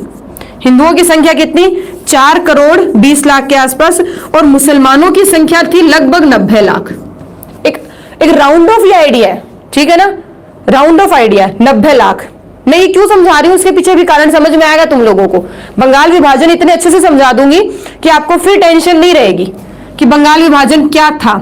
हिंदुओं की संख्या लगभग 1 करोड़ 20 लाख की थी, और इस क्षेत्र में मुसलमानों की संख्या 1 करोड़ लगभग 80 लाख के आसपास थी। अब हुआ क्या? आपको एक चीज दिखाई दे रही है क्या? मैंने पूरा ही दिख रहा है, बताओ मुझे क्या दिखाई दे रहा है? मुझे ये बताओ सचिन, दिव्या, क्या दिखाई दे रहा है? क्या एक डिफरेंस जो मैं तुम्हें समझाना चाह रही हूं वो क्या समझ में आया? क्या समझ में आया बताओ? इस क्षेत्र में मुस्लिम जो है वो अल्पसंख्यक है। मुस्लिम क्या है? अल्पसंख्यक है। यहां मुस्लिम बहुसंख्यक है।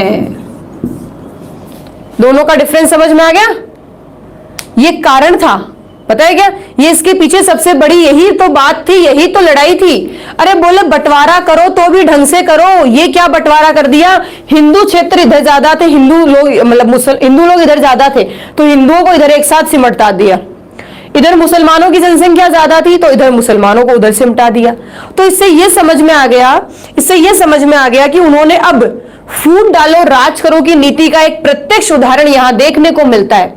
उन्होंने देखो हुआ क्या, जिनकी जनसंख्या ज्यादा है उन्हें भड़काना थोड़ा सा मुश्किल होता है। अब हुआ क्या, उन्होंने एक बात समझाई। कर्जन जो है उन्होंने लड़ाई में बड़े मजे लिए, मतलब यूं कहते हैं ना कि दो आदमियों के बीच की लड़ाई में तीसरा आदमी मजे लेता है, वो कर्जन उनमें से था। कर्जन ने क्या किया भाई, यहां तो ये जो मुसलमान थे ये डरे डरे रहते थे क्योंकि इनकी जनसंख्या क्या थी? कम थी, इनकी चलती भी नहीं थी। अब देखो ये होता ही है, जिनकी जनसंख्या कम होती है ना उसकी वाकई में नहीं चलती। अब देखो जिस घर में अगर 10 महिलाएं हैं 4 पुरुष हैं तो उस घर में महिलाओं की चलेगी, और जिस घर में 10 पुरुष है 1 महिला है तब भी महिलाओं की चलेगी। ठीक है, तो ये उदाहरण से मान के चलो जहां जनसंख्या ज्यादा होगी, बहुमत ज्यादा होगा ना, बहुसंख्यक होंगे, उनकी चलेगी भी। अब ये बेचारे डरे हुए रहते, इनकी चलती भी नहीं, अल्पसंख्यक थे। वही कर्जन यहां जाता तब तो लोगों को कहता देखो कांग्रेस क्या काम करेगी तुम्हारे लिए, तो सुनता ही नहीं है, तुम्हारी इतनी कम जनसंख्या है, तुम्हारी चलेगी ही नहीं। और यहां देखो, यहां जब वो मुसलमानों के पास जाते, कर्जन जब इस तरफ जाते, इस क्षेत्र में जाते, तो वो मुसलमानों को कहते कि देखो भाई मुसलमान तो जनसंख्या इतनी है और तुम्हारी इतनी है, चलेगी किसकी? मुसलमानों की। ठीक है, चलेगी किसकी? मुसलमानों की। और पहले तुम कहते ना कांग्रेस कांग्रेस कांग्रेस धर्म निरपेक्ष है, एकता का प्रतीक है। अरे बोले काय का कांग्रेस? कांग्रेस तो हिंदूवादी हो गया, पूरा हिंदूवादी हो गया, और तुम्हारे यहां मुसलमानों की अधिकता है तो तुम्हारी नहीं चलेगी। अब कर्जन ने यही भड़काया था इन लोगों को, मुसलमान जो यहां बहुसंख्यक थे ना, इनको पूरा भड़काया कि भाई देखो तुम शक्तिशाली, तुम्हारी चलेगी, कांग्रेस तो हिंदूवादी हो गया और कांग्रेस तो लगभग खत्म भी हो जाएगा, उनकी तो चलेगी भी नहीं, तुम्हारा क्षेत्र है, तुम राज करो यहां। तो यहां मुस्लिम लीग ने सोचा, बोले बिल्कुल सही बात है, सॉरी मुसलमानों ने सोचा बिल्कुल सही बात है, और इसी बात को आधार मानते हुए 1906 में मुस्लिम लीग की स्थापना हो जाती है। इसी बात को आधार मानते हुए करजन भड़का गया और मुसलमान जो है वो भड़क गए, करजन भड़का गए। हमारा भी कारण था, मैं ये नहीं कहती अकेले जो मुसलमान है उन्होंने कुछ किया, ठीक है, हम लोग हिंदू भी इसके पीछे पूरा रीजन रहा, क्योंकि धीरे धीरे आते क्या हुआ, हिंदुत्व जो है वो बढ़ने लगा, हम लोगों के दिमाग में भी हिंदुत्व बढ़ने लगा, कांग्रेस में भी हिंदुत्व बढ़ने लगा धीरे धीरे धीरे धीरे। तो कहीं ना कहीं इन्हें यह फील हुआ कि कांग्रेस जो है वो हिंदुत्व हो चुका है, कांग्रेस हमारे लिए काम नहीं करेगा। तो जिस तरह एक कांग्रेस हिंदुओं के लिए काम कर रहा है, वैसे मुसलमानों के लिए काम करने वाला भी होना चाहिए। तो हिंदुओं का दल बना दिया, एक मानसिकता बना दी लोगों की कि हिंदुओं के लिए कांग्रेस है और मुसलमानों के लिए मुस्लिम लीग आई 1906 में। तो ये एक बहुत बड़ा डिफरेंशिएशन था, एक बहुत बड़ा हमारे साथ में। भाई पहले तो बंगाल हथिया लिया, अब जब बंगाल हथिया लिया तो हम लोगों को ही दो भागों में बांट दिया। बेटा यही एक चीज थी जहां हिंदू और मुसलमानों ने अपने आप में भेदभाव समझा था। बात को सुनना, जिस दिन ये विभाजन हुआ था ना 16 अक्टूबर को, आगे बताऊंगी, 16 अक्टूबर को जब ये विभाजन हुआ था तो हिंदू मुसलमानों ने राखी बांधी थी। रक्षाबंधन उस दिन नहीं थी परंतु राखी बांधी थी, लोगों ने उपवास किए थे, गंगा में स्नान किया था। इसे शोक दिवस के रूप में मनाया जाता था क्योंकि हिंदू मुस्लिम में पहले भाई भाई थे, जब ये हुआ तब भाई भाई थे। और जैसे विभाजन हुआ, होने के बाद देखो गड़बड़ कितनी बड़ी हुई, होने के बाद मुस्लिम लीग ने मतलब मुसलमानों ने एक अलग दल बना लिया। क्यों? क्योंकि अंग्रेजों ने पूरी तरह से भड़का दिया, भर दिया मुसलमानों को कि भाई तुम्हारी कोई सुनने वाला नहीं है, तुम अलग से अपना संगठन बना लो ताकि काम कर सको। यहां मुसलमानों ने अपना अलग से संगठन बनाया और मुसलमानों के लिए काम करना शुरू कर दिया। बात यहां तक क्लियर होती है? ठीक है, ये छोटा, अच्छा एक और बात, ये पश्चिमी बंगाल, इसका जो राजधानी वो कलकत्ता और इसकी राजधानी ढाका। इसकी राजधानी में ये मुख्यतः केंद्र कार्य का कहां था? ढाका। और इसका मुख्य केंद्र कहां था? कलकत्ता। ठीक है ना? ठीक है, इसका कलकत्ता और इसका क्या था? ढाका। ये भी याद रख लेना। ये यहां तक कॉन्सेप्ट क्लियर होता है? क्या मैं बात समझाना चाह रही थी तुम लोगों को? तो अब तुम्हें एक बात समझ में आ जाएगी, मिटा दूं मैं अब? देखो, अब तुम लोगों को एक बात समझ में बहुत अच्छे से आ जाएगी और वो बात ये है कि बंगाल विभाजन के पीछे वास्तविक कारण क्या थे। मैंने तुम्हें एक तो वो कारण बताया कि बंगाल विभाजन करजन ने क्या कहा था, वो तो था दिखावटी कारण, करजन ने जबरदस्ती दिखाया था कि देखो भाई ये ऐसा है। ठीक है, करजन के पीछे हम लोगों को बंगाल विभाजन करने के पीछे, करजन के पीछे वास्तविक कारण क्या थे? वास्तविक कारण बताओ। राष्ट्रवाद, आप कह सकते हो राजनैतिक चेतना। देखो होता क्या है, बात को समझना, बुरा मत मानना, बुरा मत मानना, बात को समझना। जो अशिक्षित लोग होते हैं ना, उन्हें किसी चीज को समझाना, उन्हें किसी चीज पर मोल्ड करना, ठीक है ना भाई, उन्हें भड़काना, उन्हें नकारात्मकता की ओर ले जाना तो बड़ा आसान होता है, परंतु उन्हें पॉजिटिविटी उनमें डालना बहुत थोड़ा सा मुश्किल हो जाता है। वही जो शिक्षित व्यक्ति है ना, अगर आप उसे सही बात समझा रहे हो तो वो समझ भी लेगा। तो यहां एक बड़ी बात ये आई कि ये जो बंगाल का एरिया था ना, यहां शिक्षा थी, यहां अंग्रेजी शिक्षा, पाश्चात्य संस्कृति शिक्षा सारी थी, ठीक है, पर लोग अपने राष्ट्र से जुड़ गए थे। राष्ट्रीय आंदोलन में राष्ट्रवाद जो है वो पैदा हो गया, राजनीतिक चेतना यहां पैदा हो गई। और ये जो वर्ग था ये शिक्षित वर्ग था, ये एजुकेटेड था, शिक्षित था। अंग्रेजों को ये पता था कि अगर ये शिक्षित सारे एक साथ रहे, राष्ट्रवाद की भावना पैदा हुई, ठीक है, राष्ट्रवाद की भावना पैदा हुई, ये शिक्षित है और राजनीतिक चेतना इनमें अगर बढ़ी तो ये आगे चलकर हमें निकाल फेंकेंगे। इसलिए हमारी राष्ट्रवाद की भावनाओं को खत्म करने, उन्हें तोड़ने, हमारी राजनीतिक चेतना को खत्म करने के लिए इन्होंने बंगाल विभाजन किया। तो बंगाल के विभाजन का वास्तविक कारण क्या था मेरे बच्चों? राष्ट्रवाद को और राजनीतिक चेतना को खत्म कर देना, ठीक है, खत्म कर देना। दूसरा कारण क्या था? हिंदू मुस्लिम की एकता को, हिंदू मुस्लिम की एकता को खत्म करके हिंदू मुसलमान को अलग कर देना, एक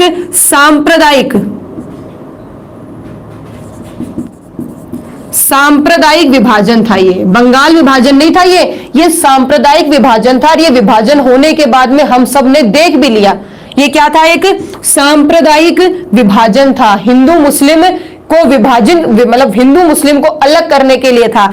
इसे ही देखकर कहा जाता है फूट डालो और राज करो की नीति। फूट डालो और राज करो की नीति, फूट डालो और राज करो की नीति। अच्छा, इसी में एक और था बंगाल भाषी।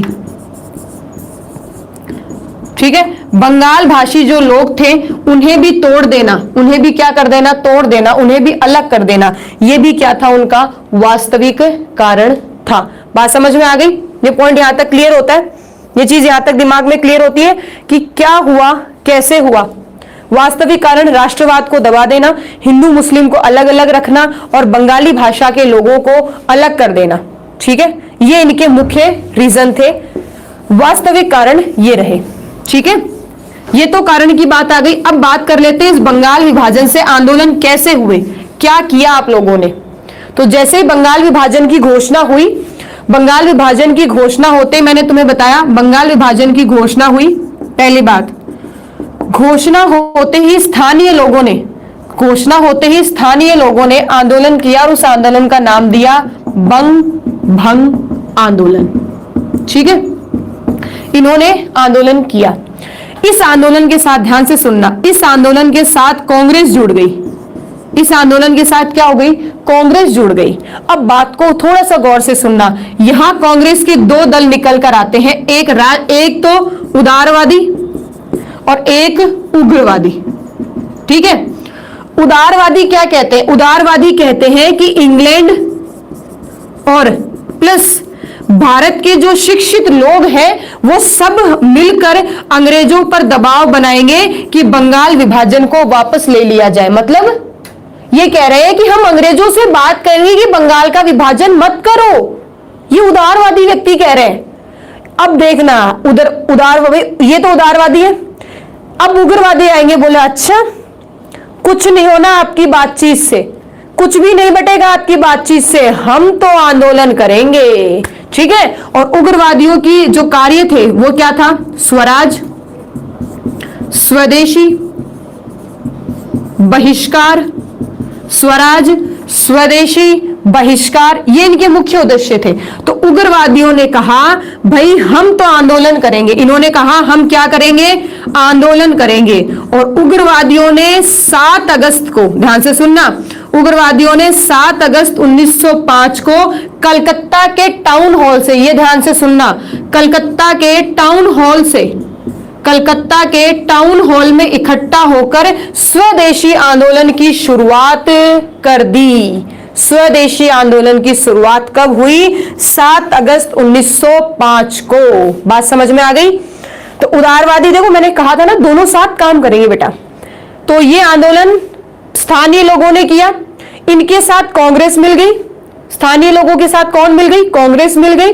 और कांग्रेस मिलने में भी 2 व्यक्ति है, कांग्रेस में भी 2 तरह के लोग हैं। एक उदारवादी है, उदारवादी कहेगा इंग्लैंड में और भारत में बैठे जो शिक्षित लोग हैं हम सब मिलकर अंग्रेजों से बात करेंगे, इंग्लैंड में जाएंगे, इंग्लैंड की सरकार को समझाएंगे, उनसे बात करेंगे, उन पर दबाव डालेंगे, उनसे मांग रखेंगे कि भाई बंगाल का विभाजन मत करो। ये कह रहे हैं बात करेंगे, दबाव डालेंगे। ये कह रहे हैं अच्छा हम तो ऐसा कुछ नहीं करेंगे। उग्रवादी कह रहे हैं हम तो ऐसा कुछ नहीं करेंगे, हम तो आंदोलन करेंगे। ठीक है, हम तो आंदोलन करेंगे। इन्होंने आंदोलन शुरू किया 7 अगस्त 1905 को। आंदोलन शुरू हुआ कलकत्ता के टाउन हॉल से। ठीक है ना, कलकत्ता के टाउन हॉल से 7 अगस्त 1905 से स्वदेशी आंदोलन जो है प्रारंभ किया गया। और इस स्वदेशी आंदोलन में स्वदेशी आंदोलन और इसी स्वदेशी आंदोलन में 2 चीजें थी, 2 बातें क्या थी। स्वदेशी आंदोलन कब हुआ बच्चों, 7 अगस्त 1905, 7 अगस्त 1905। ठीक है, और 7 अगस्त 1905 में हुआ। क्या था इसमें, एक तो शब्द है आपके सामने स्वदेशी और एक इसमें आपके सामने है बहिष्कार। 2 शब्द देखने को मिलते हैं। यहां क्या मतलब था स्वदेशी का, यहां क्या मतलब था बहिष्कार का? स्वदेशी का मतलब है विदेशों का जो सामान है, जो विदेशों से आ रहा है, वो खत्म होकर, मतलब एक तरह से देखा जाए तो स्वराज। स्वदेशी का मतलब खुद का, स्वदेशी का एक राजनीतिक रूप देखा जाए तो वो क्या था? स्वराज। और बहिष्कार का मतलब था विदेशी शासन समाप्त। विदेशी शासन को क्या करना? समाप्त करना। अच्छा, स्वदेश में उन्होंने क्या किया? स्वदेश में उन्होंने ये कहा कि हमारे देश के, हमारे खुद के, हमारे देश के, स्वदेश के उद्योग, ठीक है, उन्हें बढ़ाया जाए, स्वदेशी सामान का प्रयोग किया जाए। कपड़े हैं, जो भी सामान है, वो सारा का सारा कैसा होना चाहिए? देश में बना होना चाहिए। जैसे कि आपके यहाँ आज भारत में उदाहरण देखें, कौन व्यक्ति है जो पतंजलि जैसे कि ऑर्गेनिक रूप में भारत में बन रही है, फैक्ट्रियां एस्टैब्लिश है, बताओ? बाबा रामदेव। तो बाबा रामदेव जो है वो किस आधार काम कर रहे हैं? स्वदेशी। खुद के देश में इतना कुछ है और बाहर के लोगों का प्रोडक्ट या विदेशी कंपनियों के प्रोडक्ट्स को यूज कर रहे हो, स्वदेशी, ठीक है। तो इन्होंने क्या कहा कि खुद के देश के अंदर जो उद्योग है, उन उद्योगों से जो सामान बन रहे हैं, जो कपड़े बन रहे हैं, उनका प्रयोग करो, उनका क्या करो? उनका प्रयोग करो। जिससे देखो फायदा क्या होगा, अगर आप, इन्होंने ये कहा कि अगर आप क्या करोगे, सिंपल सी बात है, जो भारतीय लोगों का जो उद्योग धंधा है, ठीक है, मान लो एक फैक्ट्री में जो भारतीयों की फैक्ट्री है, उस फैक्ट्री में 100 मजदूर काम कर रहे हैं। अगर आपने उसका सामान खरीदना शुरू कर दिया तो उसका सामान बढ़ेगा, ज्यादा बिकेगा, तो वो 100 की जगह 200 मजदूर रखेगा, ठीक है, 200 मजदूरों को रोजगार मिलेगा। और आपका सामान, अगर आपने अंग्रेजों का सामान खरीदना शुरू कर दिया तो फैक्ट्री का मालिक क्या करेगा? अगर सामान कम बिकने लगेगा तो 100 की बजाय क्या करेगा? 100 में से 20 मजदूर, मान लो कि केवल और केवल 20 मजदूरों को रखेगा, बाकी 80 मजदूर को घर भेज देगा। अब 80 मजदूर क्या हो गए? बेरोजगार हो गए, ठीक है। तो यहां ध्यान से सुनना, स्वदेशी अपनाओगे तो रोजगार बढ़ेगा, रोजगार बढ़ेगा, देश के अंदर रोजगार बढ़ेगा, और हमारा जो है, हमारे जो प्रोडक्ट्स है वो अच्छे बिकेंगे, ठीक है। और अगर हमारा भारत का मार्केट तैयार हो जाएगा तो अंग्रेजों का मार्केट खत्म हो जाएगा, उनको जाना पड़ेगा। बहिष्कार का यहां मतलब क्या लिया? बहिष्कार का मतलब यह लिया कि जो विदेशी उद्योग धंधे हैं, विदेशी जो उद्योग धंधे हैं, उन्हें समाप्त किया जाए, उनके कपड़े और सामान का प्रयोग न किया जाए। उनके मतलब विदेशी, अगर आपके पास सामान है ना, जैसे सुना होगा विदेशी सामान की होली जलाई गई थी, ये शब्द आपने सुना होगा, ठीक है ना। विदेशी सामान की होली जलाई गई थी, क्या था उसमें? मतलब साफ स्वदेशी आंदोलन में साफ कहा गया था कि आप लोगों को, मतलब जिन व्यक्तियों के पास में विदेशी सामान है वो लाए, इकट्ठा करें, एक साथ सबको जला दें, और आगे कभी भविष्य में विदेशी सामान न खरीदें, ठीक है ना। किसी को भी विदेशी सामान नहीं खरीदना, जिनके पास है उनको जला दिया जाए, उनको फूंक दिया जाए, उनकी होली जला दी जाए। ये क्या था? बहिष्कार करना, ठीक है। और दूसरी तरफ हमने क्या कहा? विदेशी सामान का तो करो बहिष्कार और स्वदेशी सामान को अपनाओ। ये भी कहा जाता है कि जैसे कि कहीं शादी वगैरह हो रहा है, कोई फंक्शन हो रहा है, मान लो किसी को आप गिफ्ट दे रहे हैं, कोई बर्थडे में गए और उस गिफ्ट में अगर आप कह सकते हैं स्वदेशी सामान नहीं है, विदेशी कोई सामान है, ठीक है ना, विदेशी कोई सामान है या विदेशों में बना कोई सामान है, तो लोग उस गिफ्ट को, उस उपहार को अपनाने नहीं देते, स्वीकार ही नहीं करते थे, वापस लौटा देते थे। तो जब लोग जो है वो बहिष्कार इस हद तक कर रहे हैं, कितना बड़ा राष्ट्रवाद, यहाँ राष्ट्रीय एकता की भावना है। लोग जो है शादियां कैंसिल कर देते थे अगर शादियों में दहेज के सामान में या कहीं भी किसी भी चीज में विदेशी सामान का उपयोग होता था। तो आप खुद सोचो भी, आज आप सब लोगों से इंडिया में एक बात चली थी अभी, ठीक है, अब तो चलो हम कोरोना से डील कर रहे हैं, पर पहले एक बात चली थी ना, चाइनीज जो है, चाइनीज उद्योग धंधे है, चाइनीज जो माल है उनका क्या करना चाहिए?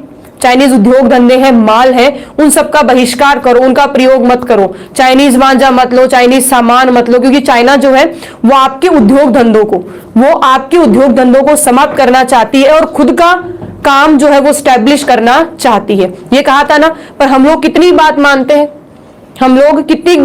हैं? हम कोई बात नहीं मानते हैं, ठीक है। हम लोग वही चाइनीज प्रोडक्ट्स को यूज करते हैं, चाइनीज मांझे को प्रयोग करते हैं, हम नहीं मानते ना।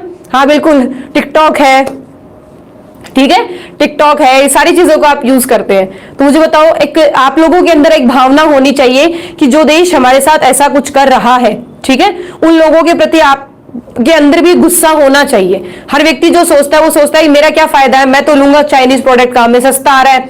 ये नहीं पता कि अगर आप भी खरीदेंगे तो कहीं ना कहीं एक आदमी को नुकसान नहीं है।